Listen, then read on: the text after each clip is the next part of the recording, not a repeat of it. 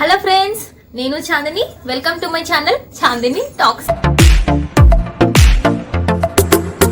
So 3 weeks నుంచి line గా videos పెడుతున్నాను every Sunday. But 4th week మాత్రం, అంటే 4th వీడియోకి కొంచెం గ్యాప్ వచ్చింది. సో 4th వీడియో ఏం పెట్టాలని ఆలోచిస్తున్న టైంలో బయట వర్షం పడుతూనే అసలు గ్యాప్ ఇవ్వట్లేదు.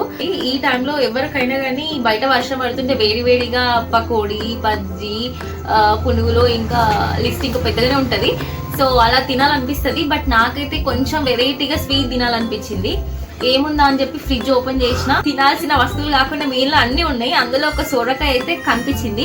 చూడగానే కరెక్ట్ సోరకాయతో కద్దుగా కీర్ చేయాలనిపించి ఈ వీడియో చేస్తున్నాను. ఐ హోప్ మీకు ఈ వీడియో నచ్చొచ్చు. కద్దుకా కీర్ ఎలా చేస్తారో ఆ ప్రాసెస్ మీకు చూపించాలనిపించింది. బై ద వే, నేను స్వీట్స్ చాలా మంచి చేస్తాను, అంటే కొన్ని మాత్రమే. ఒకవేళ నచ్చితే కనుక పక్కా ఇంట్లో ట్రై చేయండి. సో చూసేసేయండి. అలా ఫ్రిడ్జ్ ఓపెన్ చేసినా ఏమన్నా తినేది ఉందా అని చూసినా ఏమీ లేదు. సోరకాయ కనిపించింది. సరే కద్దుకా కీర్ చేద్దామన్న థాట్ వచ్చింది. అలా ఈ వీడియో చేస్తున్నాను గైస్. ఇలా తొక్క తీయాలన్నమాట. సో మా మమ్మీని తీయమని చెప్తే, నువ్వు పైన తోలంతా తీసేసి అప్పుడు వచ్చిన గీక్తా అని అంటుంది. ఇక అందుకే కష్టపడి, అయ్యో కింద పడ్డది, ఇట్లా కష్టపడి ఇట్లా చేయాలి ఫ్రెండ్స్. నా దగ్గర టిప్స్ తీసుకోండి ఎట్లా చేయాలని చెప్పి. సో నేను చేస్తున్న విధంగా చేయాలి. ఇది ఓతలేదు, అందుకే ఇట్లా గీకేస్తున్నా. మంచిగా తోలంతా తీసేసి పక్కన పెట్టేసేయాలి. నెక్స్ట్ తీసుకోవాలి. ఇది తోలు తీయడం అయిపోయింది. మమ్మీ ఇక తురుమడం ఒకటే రా మమ్మీ అంటే, మా మమ్మీ ఏమో చెప్పిందంటే, ఫస్ట్ అయితే స్టార్ట్ చేయి, అంతలోపు నేను వస్తాను అన్నది. నేను ట్రై చేస్తున్నా ఇది తీయడము, బట్ అయితలేదు. మా అమ్మ వచ్చేంత వరకే ఇక వెయిట్ చేస్తాం. పాలు, తురిమిన సోరకాయ, చక్కెర, ఇలాచీలు, dry fruits, milk made, ghee.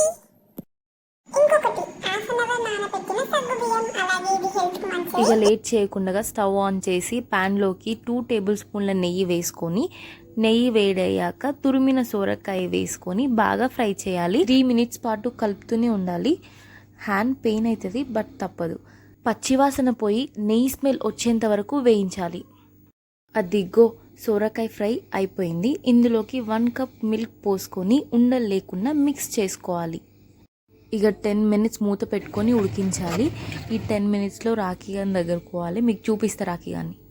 My రాఖీగా నిన్నే చూపిస్తున్నారు ఆ వీడియో లాగా. కిస్ ఇస్తున్నారు వీడు మీకు. రాఖీ బాయ్ చెప్పు. రాఖీ 10 మినిట్స్ అయిపోయింది. ఇందులోకి నానబెట్టిన సగ్గుబియ్యం అలాగే 1 కప్ చక్కెర వేసుకొని ఒక 5 మినిట్స్ ఉడికించాలి. ఈలోపు మీకు ఒక చిట్కా చూపిస్తా.